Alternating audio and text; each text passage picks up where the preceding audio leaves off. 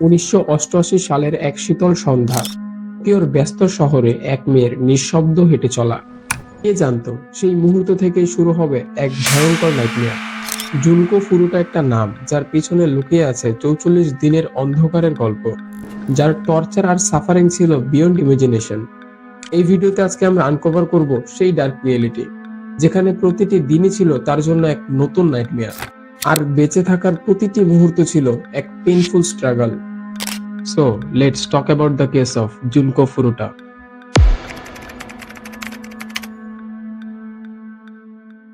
23 জানুয়ারি 1989, টোকিও থেকে কিছু কিলোমিটার দূর আইসে নামের এক জায়গা থেকে পুলিশ দুইজন ছেলেকে অ্যারেস্ট করে একজন 19 বছর মেয়েকে সেক্সুয়ালি অ্যাসল্ট করার কারণে। তাদের মধ্যে একজনের নাম হিরোশি মিয়ানো এবং আরেকজনের নাম ছিল জো ওগুরা।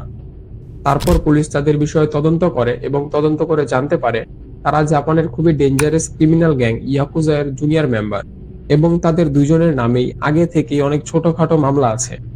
তারপর তাদের উপর রেপ কেসের চার্জ লাগে এবং এই ঘটনা এখানেই শেষ হয়ে যায়। 29 মার্চ 1989, পুলিশ হিরোশি এর বাসায় যায় এবং বাসায় যাওয়ার পর খুবই উইয়ার্ড জিনিসপত্র দেখতে পায়। পুলিশ দেখতে পায় সেখানে মেয়েদের আন্ডারওয়্যার এবং বেশ কিছু আন্ডারগার্মেন্টস পরা ছিল।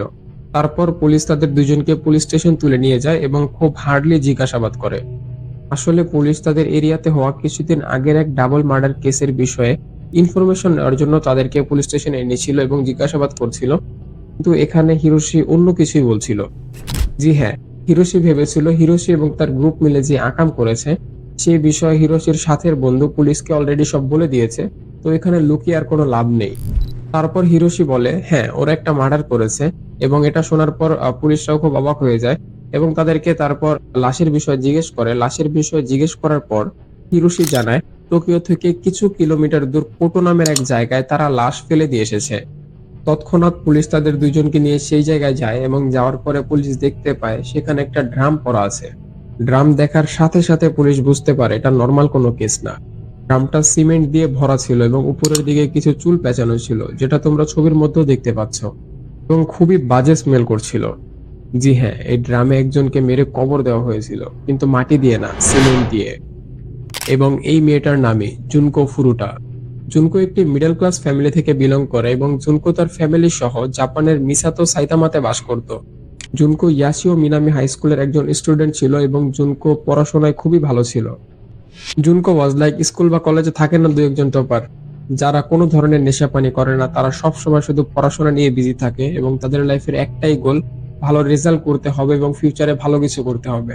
জি হ্যাঁ, জুনকো ঠিক এমনই একজন ছিল।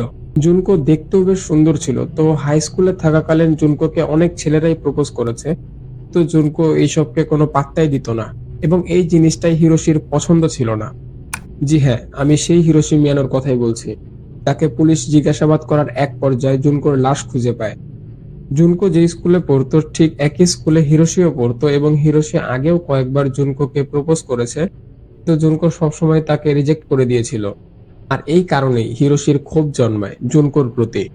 25 নভেম্বর 1988 এক সন্ধ্যায় হিরোশি মিয়ানো তার এক বন্ধু নোবুহারো মিনাতোর সাথে মোপিটে করে মিসাতো সাইতামার মধ্যেই ঘোরাফেরা করছিল, এবং এটা তাদের রেগুলার রুটিন ছিল। একা কাউকে পেলে তাকে ভয় দেখিয়ে মারধর করে, ছিনতাই করে সবকিছু রেখে দেওয়া, অথবা কোনো মেয়েকে বা মহিলাকে রাস্তায় একা পেলে সেক্সুয়ালি অ্যাসল্ট করা। রাতের প্রায় 8:30 দিকে জুনকো তার পার্ট টাইম জব শেষ করে সাইকেলে করে বাসার দিকে যাচ্ছিল। আর কোইন্সিডেন্সলি জুনকো যে এলাকা দিয়ে যাচ্ছিল সেই এলাকার মধ্যেই হিরোশি এবং তার বন্ধু মোপিটে করে ঘোরাফেরা করছিল। তারপর হিরোশির নজর জুনকোর উপরে পড়ে এবং যে চান্সের জন্য হিরোশি এতদিন অপেক্ষা করছিল সেই চান্স শেষমেশ হিরোশি পেয়ে যায়। তারপর হিরোশির বলাতে তার বন্ধু মোপিট দিয়ে স্পিডে যেয়ে জুনকোর সাইকেলের সাথে বাড়ি মারে এবং জুনকো সাইকেল থেকে পড়ে যায়। তারপর হিরোশি জুনকোকে হেল্প করার বাহানায় জুনকোর কাছে যায় এবং কাছে গিয়ে বলে এমনিতে রাত হয়ে গিয়েছে এবং এই ছেলে তোমাকে আবারও ডিস্টার্ব করতে পারে অথবা অ্যাটাক করতে পারে, তো আসো আমি তোমাকে বাসা পর্যন্ত আগিয়ে দিই। জুনকো যেহেতু হিরোশিকে আগে থেকেই চিনে এবং তারা একই স্কুলে পড়ে, তো জুনকো হিরোশির উপর বিশ্বাস করে এবং মেনে যায়। আসলে তো এই পুরো ঘটনাটাই ছিল হিরোশির সাজানো।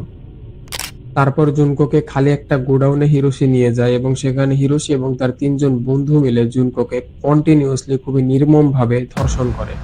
তারপর যখন তাদের মন ভরে যায় এবং তারা তখন বুঝতে পারে যে এই গোডাউনে জুনকোকে আর বেশিক্ষণ রাখা সেফ হবে না, তখন তাদের মধ্যে একজন, তার নাম ছিল শিনজি মিনাতো, তার বাসায় নিয়ে জুনকোকে রাখা হয়, যেখানে অপেক্ষা করছিল এমন কিছু যা তার কল্পনারও বাহিরে।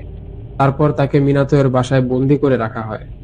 কিন্তু এখানে অদ্ভুত বিষয় হচ্ছে, জুনকোকে যার বাসায় রাখা হয়েছিল, মিনাতো এর বাবা মা সবই জানতো তার ছেলে তার গ্রুপের সাথে আসলে কি করছে।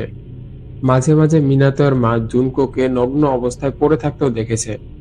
এত কিছু জানার সত্ত্বেও তারা কিছুই করতে পারেনি, কারণ যাদের ইয়াকুজা গ্যাং সম্পর্কে ধারণা আছে তারা খুব ভালোভাবেই জানো গ্যাংয়ের মেম্বাররা আসলে কতটা ডেঞ্জারাস। 27 নভেম্বর সন্ধ্যার দিকে জুনকোর বাসায় একটা কল আসে এবং তখন অলরেডি জুনকোর মিসিং রিপোর্ট থানায় ফাইল করা হয়েছিল। তারপর জুনকোর বাবা কল রিসিভ করার পর জুনকো বলে জুনকো তার বন্ধুদের সাথে ঘুরতে গিয়েছে এবং কিছুদিনের মধ্যে জুনকো আবার বাড়িতে ফিরে আসবে।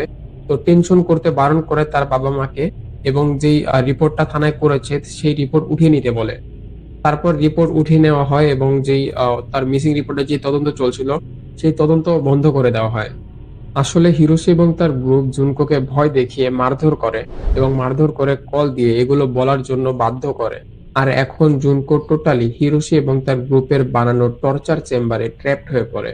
আর এখন শুরু হয় জুনকো ফ্রুটার জীবনের শেষ 44 দিনের চ্যাপ্টার। এখানে প্রতিটি দিনই ছিল এক এন্ডলেস নাইটমেয়ার। বন্দি অবস্থায় জুনকোকে ধর্ষণ করা হয়, সেটা একবার বা দুইবার না, প্রতিদিন প্রায় 10 থেকে 12 জন পুরুষ জুনকোকে খুবই নির্মমভাবে ধর্ষণ করত। এবং জুনকোর ক্ষুধা ছিল তাদের জন্য এক ধরনের এন্টারটেনমেন্ট। জুনকোর যখনই ক্ষুধা লাগতো তখন জুনকোকে হিরোশি এবং তার বন্ধুরা তেলাপোকা এবং ইউরিন পান করতে বাধ্য করত। প্রতিদিন তার শরীরের উপর নতুন নতুন নির্যাতন করা হতো। জুনকোকে প্রথমে মারধর করা হতো, নিচে ফালিয়ে দিয়ে তার মুখের উপর লাফিয়ে পড়া হতো। তাকে হ্যাঙ্গিং পজিশনে ঝুলিয়ে রেখে তাকে পাঞ্চিং ব্যাগের মতো ব্যবহার করা হতো। তার নাক দিয়ে এত পরিমাণ রক্ত ঝরছিল যে আসলে তার নাক দিয়ে শ্বাস নেওয়াটাও খুব কষ্টকর হয়ে পড়ে। আর এইসব জিনিস চলাকালীন জুনকো এখান থেকে অনেকবারই পালানোর চেষ্টা করেছে, কিন্তু তখন সে আসলে পালাতে সক্ষম হয় না এবং তাকে পানিশমেন্ট হিসেবে জ্বলন্ত সিগারেট দিয়ে তার হাত পুড়িয়ে দেওয়া হতো। এরপর তার পায়ে কোনো ধরনের ফ্লেমেবল লিকুইড অথবা কোনো কেরাসিন ঢেলে পায়ে আগুন লাগিয়ে দেওয়া হতো। গরম মোম তার মুখের উপর ফোঁটা ফোঁটা ফালানো হতো এবং তার চোখের পাতা আগুন দিয়ে পুড়িয়ে দেওয়া হতো। এগুলো তো কিছুই না, এর থেকে আর অনেক এক্সট্রিম টর্চার জুনকোর উপর করা হয়, কিন্তু সেগুলো আমি বলতে পারবো না, না হলে ইউটিউব আমাকে টর্চার করবে। আশা করি তোমাদেরকে বুঝাতে পেরেছি। আয়রন বার দিয়ে হিরোশি এবং তার 3 বন্ধু মিলে জুনকোকে খুবই বাজেভাবে পেটায়। তারপর তার শরীরে আগুন জ্বালিয়ে দেওয়া হয় এবং কিছুক্ষণ পর আগুন আবার নিভানো হয় এবং আবারও জ্বালানো হয়। এরকম করে অনেকক্ষণ চলে এই টর্চার। শেষমেশ দীর্ঘ 44 দিন পর জুনকো এই যন্ত্রণা আর সহ্য না করতে পেরে মারা যায়। সেদিন জুনকোর বডি সেই রুমেই রাখা হয়। তার পরের দিন হিরোশি এবং তার বন্ধুরা মিলে একটা ড্রাম নিয়ে আসে এবং কিছু সিমেন্ট নিয়ে আসে। তারপর সেই ড্রামের মধ্যে জুনকোর বডি ঢোকানো হয় এবং সিমেন্ট দিয়ে ড্রাম ফিল করে দেওয়া হয়। তারপর সেই ড্রাম নিয়ে টোকিও থেকে কিছু কিলোমিটার দূর কোটো নামের এক জায়গায় জঙ্গলে তারা এই ড্রাম ফালিয়ে দিয়ে আসে। এই ঘটনা জাপানে ছড়ানোর পর জাপানের পাবলিক রাস্তায় নেমে যায় এবং প্রোটেস্ট করা শুরু করে জাস্টিসের জন্য। আদালত আসামিদের পরিচয় গোপন রাখার সিদ্ধান্ত নেয়, কারণ তাদের সবারই বয়স 20 বছরের নিচে ছিল।